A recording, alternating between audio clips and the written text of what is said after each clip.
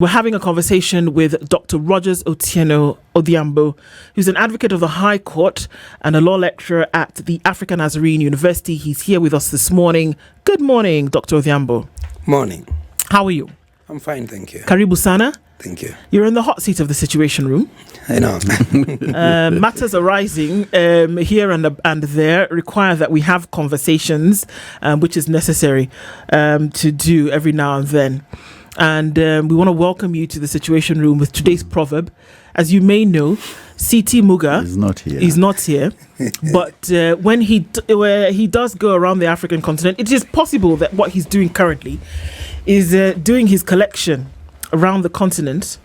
And then we'll see what he comes back with. But in the meantime, he's left us with proverbs that come from a country that had a man at the helm of the leadership who perhaps delivered a blueprint for African unity, but was not allowed to live it out. What country do you think this might be? This must be Libya. Ah, fantastic. We're on the same page. Yeah. Right? Yeah. So the proverb for today, if you'll do us the favor of interpreting it according to you, is walk as far as you can in sandals before you get good shoes. Walk a long way, rather, in sandals before you get good shoes. Okay. What do you make of that? I think I just want to think of hard work, that success takes time, but you've got to work for it. You've got to do something in order to get somewhere. That's what I could possibly think about it. Yes. Oh, there you go. Sisi always says the good thing about an opinion, or rather an interpretation of opinion, is that you can never be wrong with it, because it is just that, your opinion. Okay. All right. So we're getting into a conversation around ending impunity and corruption. Just when we say that thing, and people will say it is impossible. It is impossible to end it. Forget about it. Let's talk about something else. But let's look at it from a rule of law perspective when it comes to holding and making people accountable to the law. There is a feeling, whether it is said, whether it is overt, whether it is just believed or conceptualized, that nobody can hold you down to the law. A lot of people do feel that once something comes, we will deal with it as best that we can. I want to hear your perspective as we get into this when it comes to the rule of law and accountability to it. And we're saying that we want to end corruption and impunity and all of this. Can we head there with the feeling or the reality that a lot of us feel as though we are above the law? Can we really get there? Yes, maybe before I answer your question directly, perhaps we need to think of what is the rule of law. Okay. Mm-hmm. And there are two ways of looking at it. The narrow one is everyone is equal before the law. So everyone is under the law. It doesn't matter your status. The second way to look at the rule of law is also probably an aspect that you've mentioned, the issues of accountability. And that's the broader way, issues of democratic values or democratic governance, issues of separation of power, issues of fundamental freedoms that countries, that individual citizens actually enjoy in a country, issues of justice, and all that actually are components of the rule of law. Yeah. So yes, but then because you began by saying there are those who are of the view that it's difficult to end impunity. But then if you look at it in the context of the rule of law, generally what we say is that law actually mirrors society. It mirrors the values of a people. And if people think that we've gotten to a point where we can't, then perhaps we need to think of who we are then as Kenyans. We need to go back and redefine ourselves. Yes. Okay. We are inherently corrupt. We are inherently, our value system is challenged, and we make promises we do not deliver.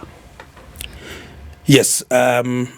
And perhaps maybe let me just ask, when we say we make promises we cannot deliver, who are we referring to? The people who make those promises, and we know that... so we talk about leadership. Yes. Because it rises and falls on leadership. We can say that as well. Yeah. But we also need to ask ourselves as Kenyans that where do these leaders come from? From amongst ourselves. The point I'm trying to make, in short, is that we have a problem. Mm-hmm. And you're saying we are inherently corrupt. If you talk to people now, whether you talk to young people, whether you talk to... Everybody thinks that corruption actually pays in this country. And everyone is looking for an opportunity. Okay, from a general perspective, sometimes it's not good to condemn everybody, but from a general perspective, people think, Kenyans, if they were to be quite honest with you, think that corruption actually pays in this country. And that's why I began by saying, perhaps we need to redefine ourselves and look at our value systems. Because a lot has gone wrong. But the value system you're talking about is the value system which, if you look at the agencies which try to investigate corruption, especially the anti-corruption and the prosecution and the legal justice, is as broken down as a system that is not even existent, because the people they arrest, and if the media reports the next day, we are charged, because even the reports which they had presented in court are not genuine and not accurate, and there was no clear definition of whether it is corrupt or not. Yes, but that's the hallmark of a corrupt system. That's what it is. Let's begin from even our education system. You have people who will tell you, young people will tell you that they were given leakage when they were doing KCPE. And who are involved? Their parents, yes, their teachers, and government institutions. For example, you can talk about NEC, because there was a time in this country that corruption was a multi-billion industry. Yeah. So this particular individual, a young soul, has been given a leakage. He's passed. He's gone to high school. Yeah. He's given a leakage. Yeah. He comes to university, and probably the same thing. Then this is now the person who is either an MP, minister, president, an official of the anti-corruption, a judge in court, a prosecutor. What do you expect? Corruption. And they've come in through a system where from the very beginning, yes. it's... Okay, so I mean, this is interesting. So if we break it down, that you come in at that point where a decision is made for you, by you, you know, in collaboration with you and your parents, whatever, to buy an exam. Yes. To bribe a teacher. Yes. At that point, when we talk about, we point fingers usually, isn't it? And we say, well, government is corrupt. Somebody in government has stolen money. Somebody has done that. But at that point, I'm not sure where government is involved when you as a parent or you as a child in collaboration with whomever The child has bought is an innocent. exam You as a paper. parent. Right? Yeah. Government is not there. It's a decision that you've made.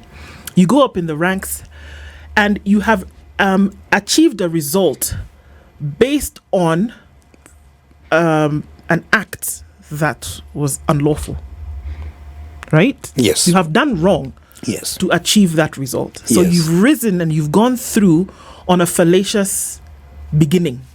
Absolutely. Isn't it? So what are we doing at the end of at the end of the spectrum, at the end of the road, if we've started off on the wrong track?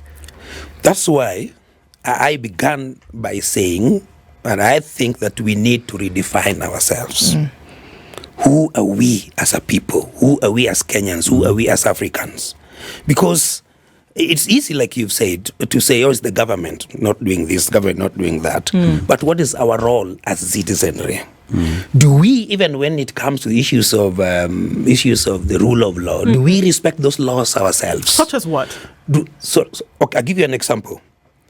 Oh, you're asking me to give you an example? Yes. Yeah, for example, that's the example. Let's just stick with the education system that I was talking about. If I'm a parent, an ordinary citizen, I give money so that my child can pass his or her exams. I am a teacher who is supposed to be training this child. I'm the one doing exams for them, or helping them to cheat. Okay? I am. Look at our, even the roads, you are talking about the traffic. Do we even obey those small things, like small rules like the traffic rules? Do we have order? Because rule of law is about order.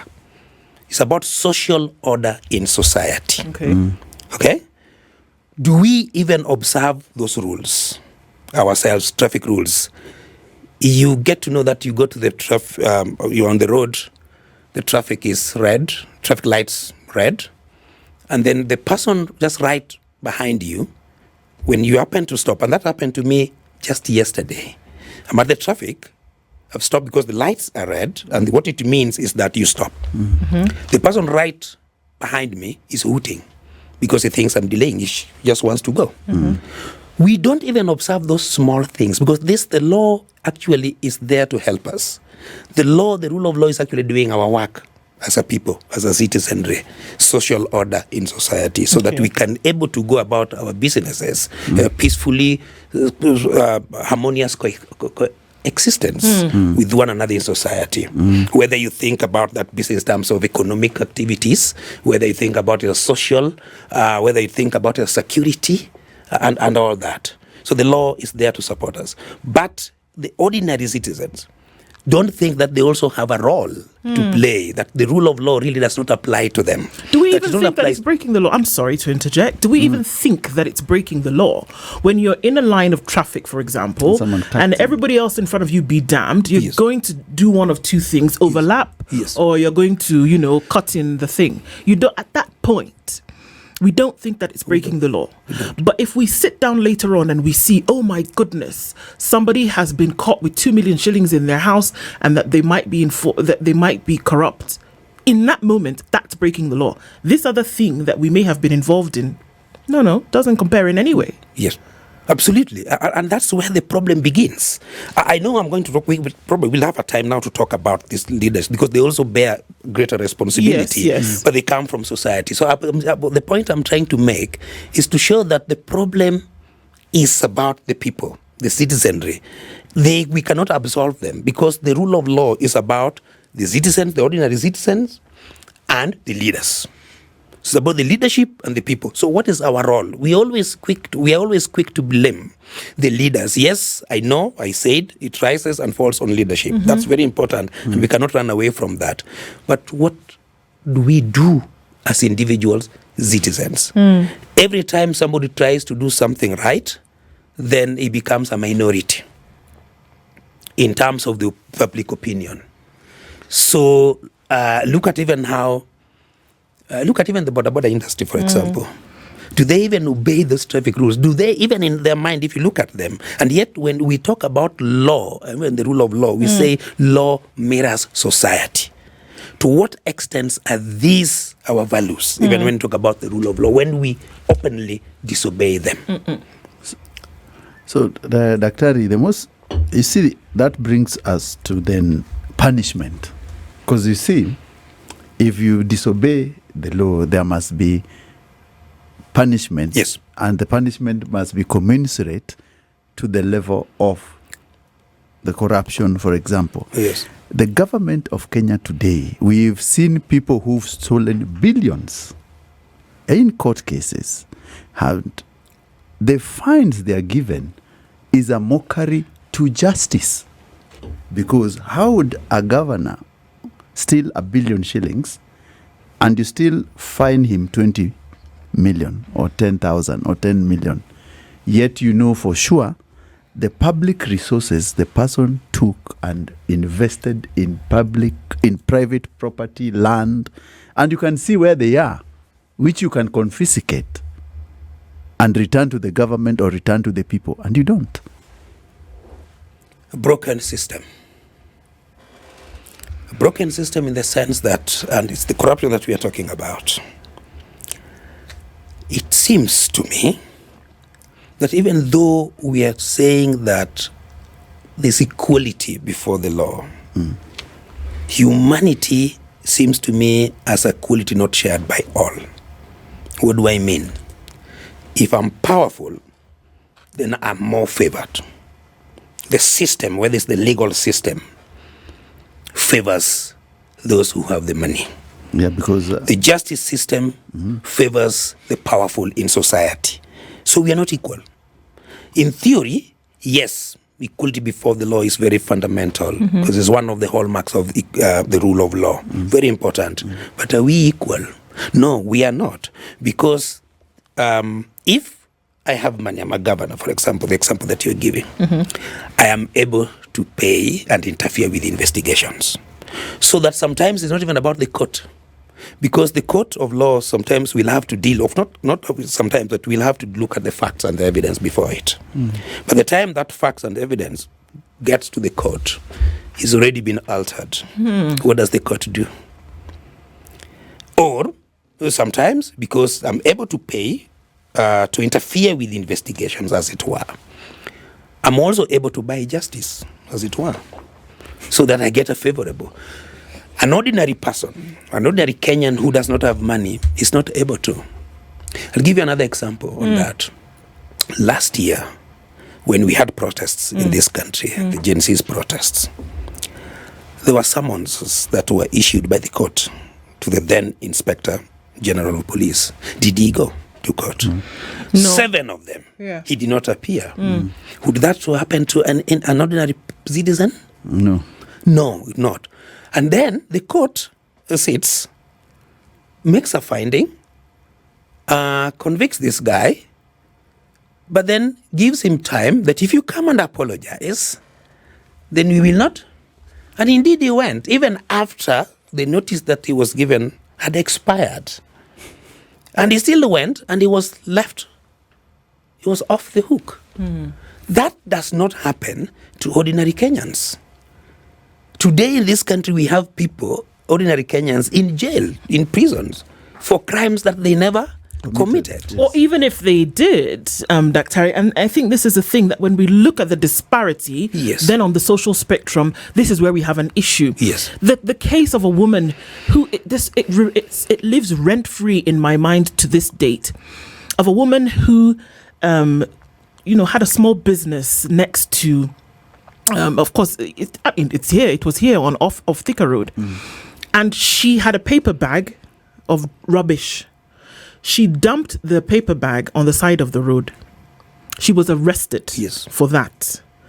And this is somebody who does not make 1,000 shillings a day. She was arrested for that, and she was asked to pay a fine of 150,000 shillings, failure to which she was going to be locked up. She was locked up, and it took the activities of many people to then put bail together for her, which was, I believe, 20,000 shillings or something to that effect.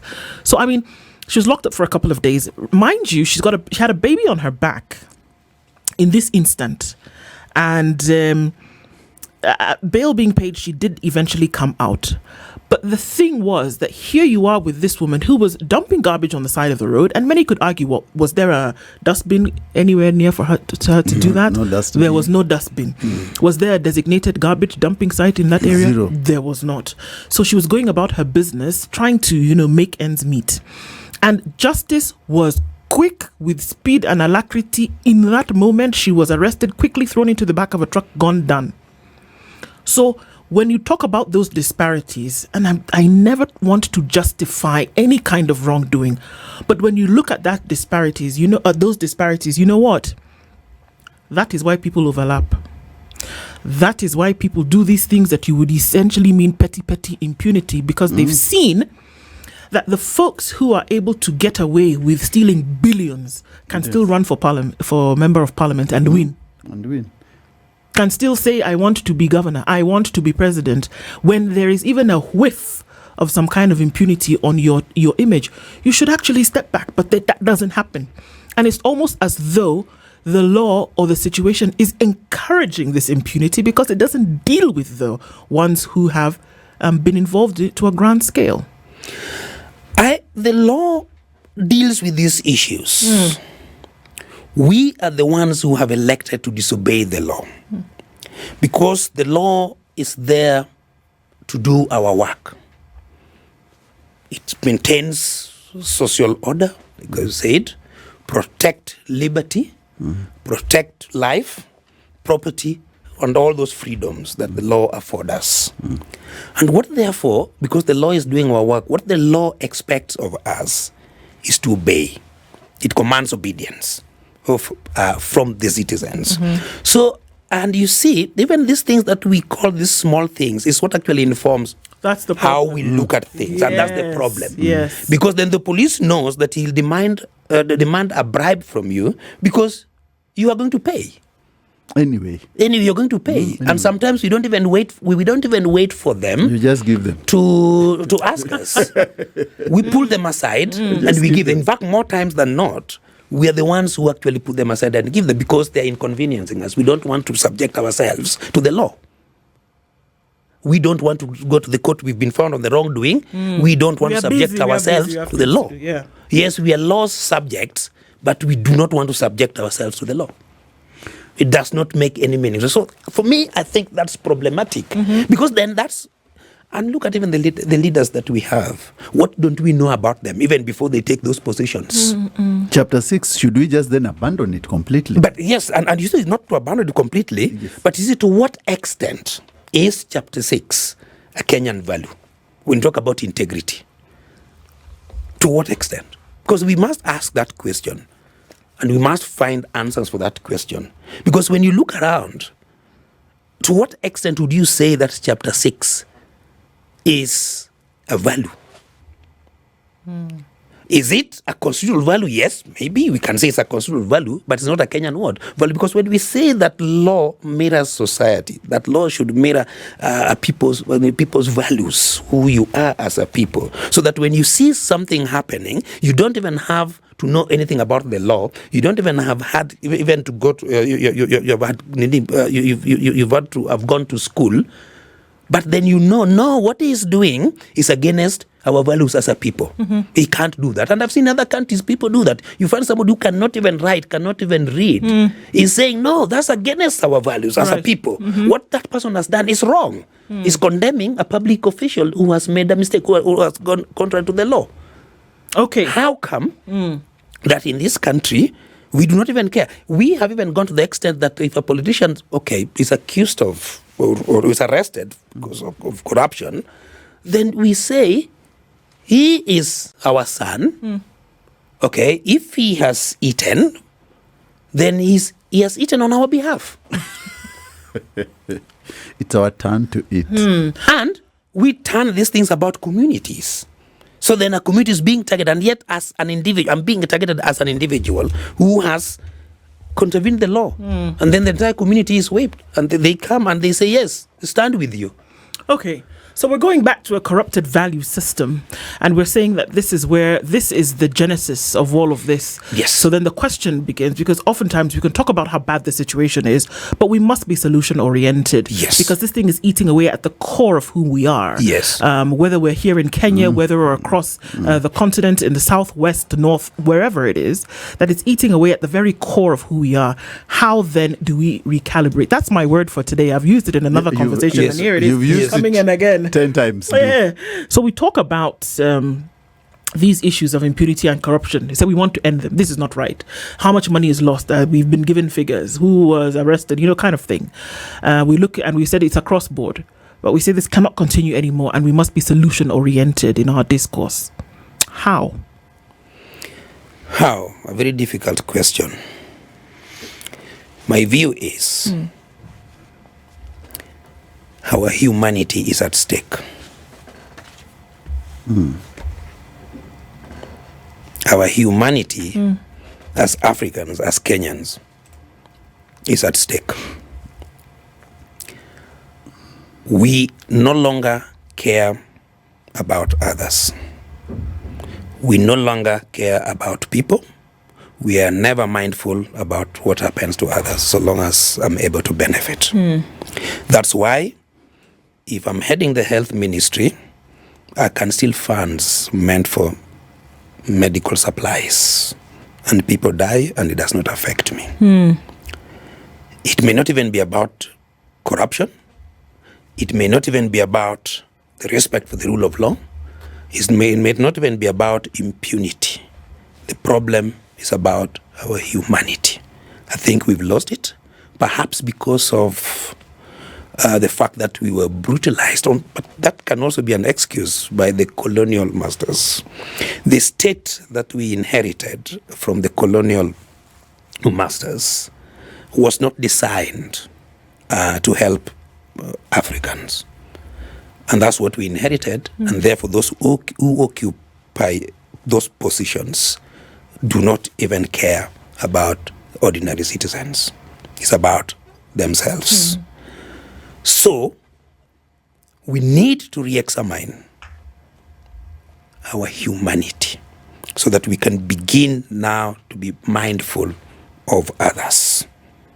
Because at some point you thought that, you'd imagine that, okay, the church would have the moral compass and ethics to point to the ills that bedevil the society, but the state has co-opted the church, and that's why during national celebrations, these people are given, those medals, those awards that people are given, and that's why every so often, we see them having a meeting in state house. We see MPs being called in State House, and then you also hear that when people go to State House, our leaders, they are given what? Envelopes, whatever that means. So for me, it points to a deeper problem of humanity. We need to know who we are as a people, what challenges we are facing as Kenyans, just here in Kenya and across the world. Then that way, we can be able to redefine ourselves. There's an allusion to the possibility that when we see what we would call correctly abiding citizens in any nation, that there was something that happened. Yes. That made them cross over. Yes. That, there could have been, misbehavior along the lines and things were getting really bad. But something happened for that to change. And usually, if you look at the science, if you look at human nature and the study of it, is that there was either a threat to your freedom or the chances that that freedom would be taken away if you continue to behave. What am I saying? That there is a precedent set whereby there is some kind of punishment for wrongdoing. And when you see that, you realize, well, it could be a reset on the brain, and you say, I actually don't want to do that. And it cannot just be the you and me. It's from everybody across the spectrum. That it doesn't matter who you are. You do something that is against the law, you will suffer the consequences for it. And so it sets precedent for others to say, okay, I don't actually want to be caught here. And we find that people who found their way back or have been able to, reset, have had to go through that situation. Is that something that needs to happen? Do we need to see people jailed? Do we need to see that this business of talking to somebody on the side of the road is not going to happen before we change things? Or we just shoot them. Like Jerry Rawlings did in Ghana. Yeah, you remember there was a time in this country, that was 2003. I remember when the Kibaki came to the Kibaki administration. Ordinary Kenyans even began arresting police themselves. So something happened. I think even by the fact that we are having this conversation, the role that the media is playing, even by having this conversation, the fact that we can sit here and talk about impunity, talk about corruption, for me that's a contribution. But I think this need for a mind shift. We need to have conversations because things are not good, and when things are bad, it's bad for everyone. Okay, so if you look at even our national anthem, what does it say? Justice be our shield and defender. Justice be our shield and defender. Do these things even make sense to us? Do these things even make sense to us? Justice be our shield and defender. Is justice our shield and defender in this country? So, I think that we need to have a conversation. And of course, Kenyans are having a conversation. But we need a critical mass. I thought last year when the youth, the young people of this country, the Gen Zs, started talking and said no to the finance bill, even though the leadership at the time did not listen to them. The MPs, because they were directing their anger to the MPs and saying, please do not pass. They didn't care. And that, in my view, has created some anger, a sense of anger in Kenyans. And what I would wish to see happening is that anger increasing so that we are able to hold these leaders into account. And when we can be able to hold them into account, you see, some of them even ran away. They even switched off their mobile phones because of the anger. Some could not even go to their to their villages because of the anger. So, but the situation has to be so bad. You know, it has to be so bad for that kind of revolution that you are talking about to happen. It's got to be so bad. Maybe we are headed there, maybe not. Well, I mean, what happens in jurisdictions whereby, we keep using, and look at what we do often. We use the Southeast nations as examples of how economies are able to do so well. But do you know what those same economies do? They jail corrupt presidents. Yes. Not corrupt people walking along the side of the street. They send them to jail. To jail, yes. For significant years because of things that they did while they were in office. Yes. Look at Korea when you want to talk about, it's so great because they're one of the Asian tigers. Guess what they do? They send former presidents to jail for things that they have done. Look at Brazil, one of the upcoming economies in the world, who has sent a former president to jail for what they did. Members of government will not be caught with their pants down because they realize, hang on a minute, this thing that we call the law is serious. Is that not what needs to happen for us to take this thing seriously? Yeah, that needs to happen, but that's not going to happen until we understand who we are as a people. Because if you arrest me, assuming I was holding a public, maybe a member of parliament, for example, from my constituency, or I'm a cabinet secretary, for example, you arrest me and you send me to jail, then it's about my community, it's about where I come from. You're targeting us. You're targeting us. Okay. And they whip the emotions of our community. And that has happened all the time. And then we see people demonstrating. See, our community is being targeted, or they don't like us. We are not wanted as a people. And that, of course, also poses challenge. But I'm not saying that it should not happen. It should happen. But how is it that we have no regard? Because even us, we also have laws that should send people to jail. How come we are not doing it? The Gen Z. So I think we need to get the situation needs to be so bad. It's bad, but it needs to be so bad so that we can have a critical mass. I want to see a situation where people in Mombasa, people in Kisumu, people in Northeastern, people everywhere is speaking with one voice, as it almost happened in June of last year. But it's where not people speaking in one voice. But where are we now? We went back. Is it impossible, though? Is it impossible? If CT were here, he would remind you of a time. In fact, by the way, CT normally says, we like our corruption. We like it because if we didn't like it, we wouldn't practice it the way that with this impunity, we enjoy it. Yes. CT reminds us of a time where the nation banded together during the time when John Mishuki said, you see this misbehavior that we see on the roads with public service, it ends today. Yes. People were ready to walk to change the status quo. The matatu, yes. People said we will wear seatbelts. People said we will do what? We will do it if we have somebody who is pointing us in that direction. Yes. We will abandon this bad behavior and we will abandon the people who are perpetuating it. So it's not impossible. Such things can actually happen. But there doesn't then need to be somebody who's going to stir the waters, as it were. But who is this somebody? Well, I mean, are you telling me that in Kenya, we do not have people who can actually stir the waters, as it were? Do people want to elect these people? Are you telling me, because I don't believe that we do not have good leaders in this country. And let us just look at the kind of leadership, the kind of leaders that we end up with. And people know. Let's look at where I come from. If you are running for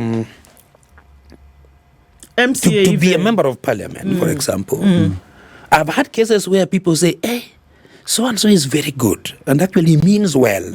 And I think he can actually help us, but he doesn't have money. So whose problem is it? This thing is more complex than we think. Because if Mishuki, the late Mishuki, may his soul rest in peace, showed us the direction.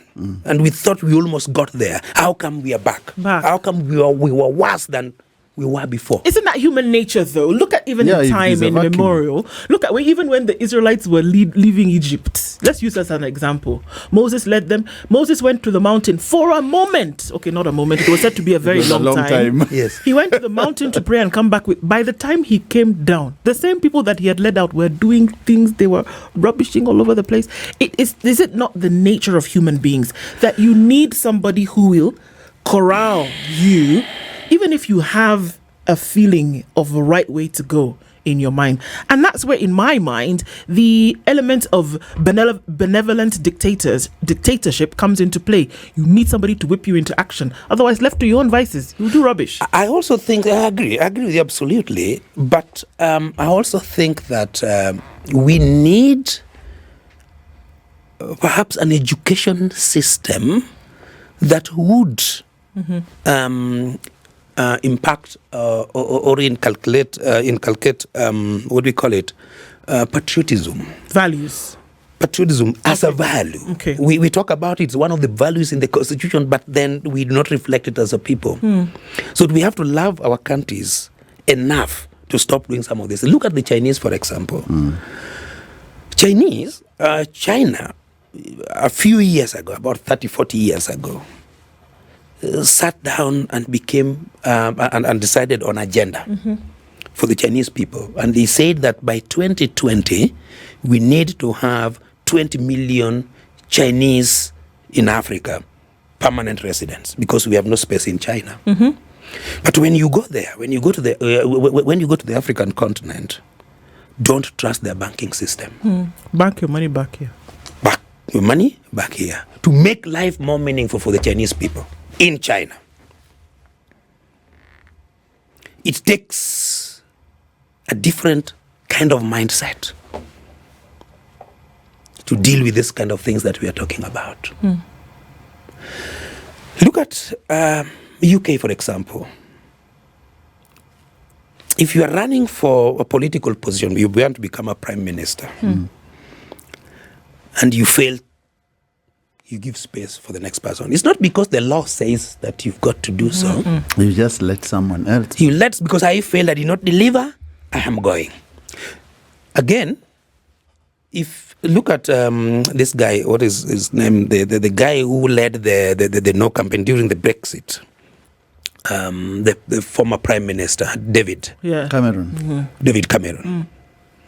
He did not want UK to leave the European Union. He was the Prime Minister at the time. His side did not win. He led a no campaign. What did he do? He left. Look at Theresa May. He made promises during the campaigns. When she got to power, she said, I realized that I could not be able to do what? To fulfill the promises that I made to the British people.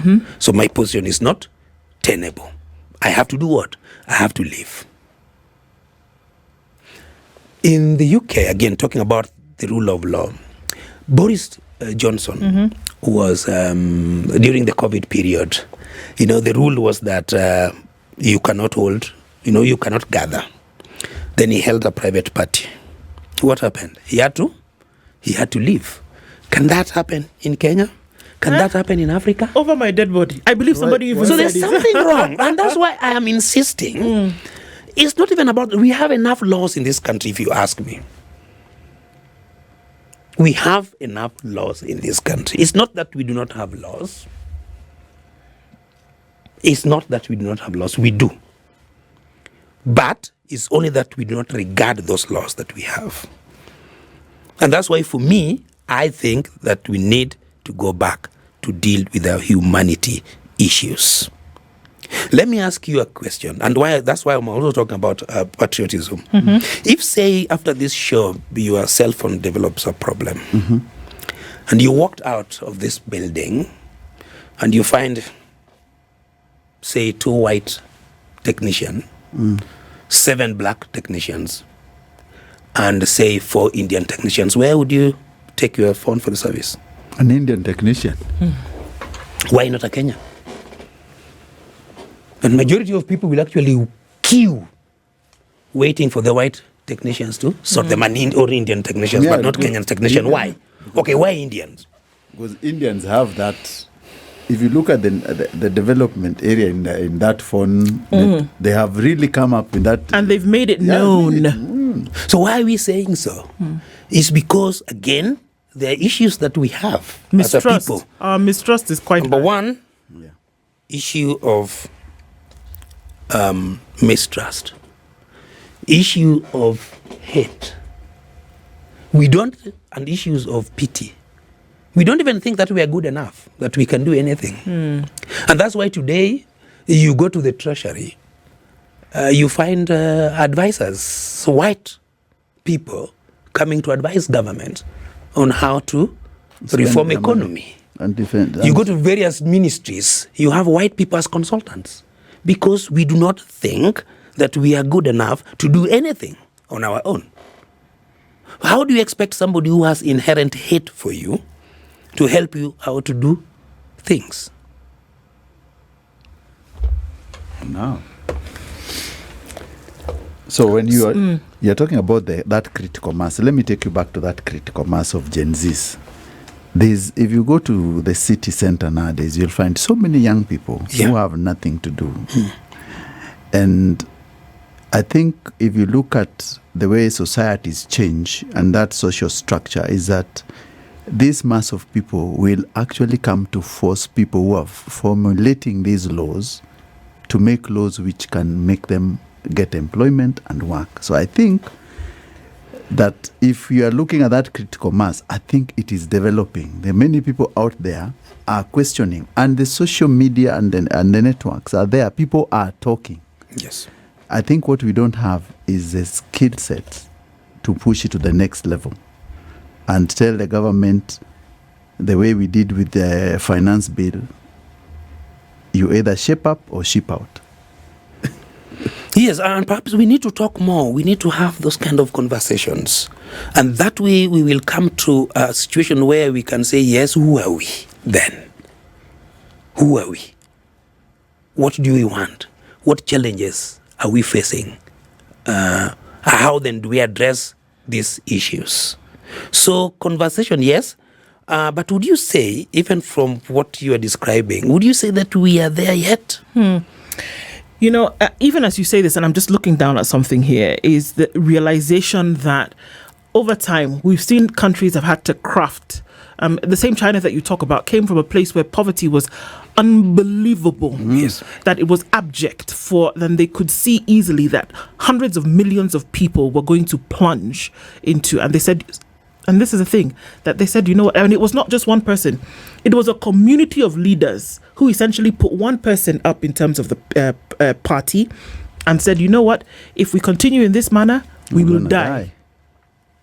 And one thing that we must do, we have the people, we have the resources, we look insular, we come up with plans and we stick to them. And this is what I'm saying, that it must take, and I think that at some point, you can force a situation whereby you can revalue things. Can you not? Because if we wait for people to make the decision on their own to say, well, okay, maybe next year I'll start to value my Africanness or start to value my Kenyanness or my Nigerianness or whatever, it is never going to happen.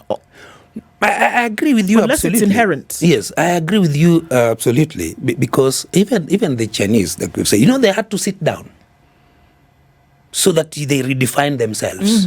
And actually for Chinese, members of political bureau, they are just about 7 men who decided that we needed to know who we are as a people and what challenges we are facing in China and in the world, and how to overcome them, those challenges.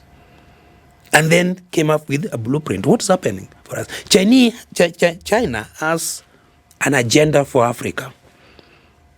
Africa does not even have an agenda for herself. And that's why China can even call African leaders in China to go and attend a conference there. And all our leaders rushed there to China. You saw, was it last year or was it early this year? Last year. Leaders went to China. It was this year. It was this year, yes. Leaders went to China because China has an agenda for Africa. They sat down and say, we are going to get there. How are we going to do that? How are we going to get there? Let us renovate their AU headquarters in Addis Ababa. Let us renovate their state houses. Let us do all these things. Let's give their children scholarships, and the children of the politicians given scholarships to go to China. They have an agenda. We do not even have an agenda for ourselves. And we have actually failed also to put these leaders to account. What does it mean? And when you talk to young people, I get an opportunity to interact with them a number of times. Sadly, you know what they tell me?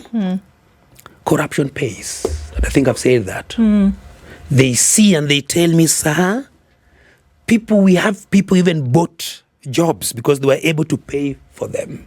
They wanted to join the army, they paid money. They wanted to join the police, they paid money. So corruption pays. Don't tell us that corruption doesn't pay. What we are opposed to is opulence.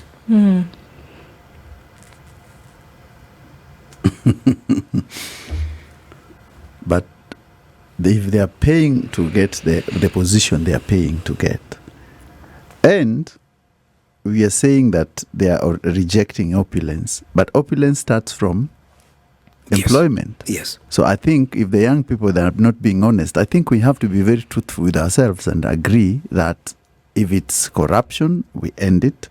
If it's that opulence, we end it. If it is getting even shortcuts to employment, should not be allowed. Yes. So and that's why I'm saying it takes a different kind of thinking. Because how then do you convince this person that corruption is bad, and then they're telling you it pays, and they've seen the benefits of corruption. They paid for it, and they were given leakages in KCPE, leakage in KCSEs. They have had shortcuts and passed their exams. They have bought jobs, and they can give you examples of people they know. And then they're telling you that the government cannot employ all of us. So if I know you, you'll do me a favor. And if I'm able to buy, so it pays. And what we don't want, we know, even during the protest, after the protest, we're having a conversation. And then what they're saying is that we know that corruption is there in this country, and we don't have a problem with that. What we have a problem with is the opulence. Don't show us that you are corrupt and all that. You see, the problem also about this corruption thing is that we have a tendency, and the late Professor Ali Mazrui actually talked about it, that in Africa we have this tendency of borrowing things that we can't even put to use. We have the tendency of acquiring wealth overnight, but we do not even have the capacity to produce the same wealth. Okay? We have the tendency in Africa of even wearing those very expensive watches, but we cannot even have the capacity to watch the watch to know what time it is. We don't even know what time it is in Kenya, in Africa. You're wearing Patek and you don't know the price of Patek. You're wearing Rolex, but you don't even know. The things that we show off our wealth, but we cannot produce the same wealth. I think those things that you've said, those things that you've mentioned, and those are the elements that will we need to grind them. Yes.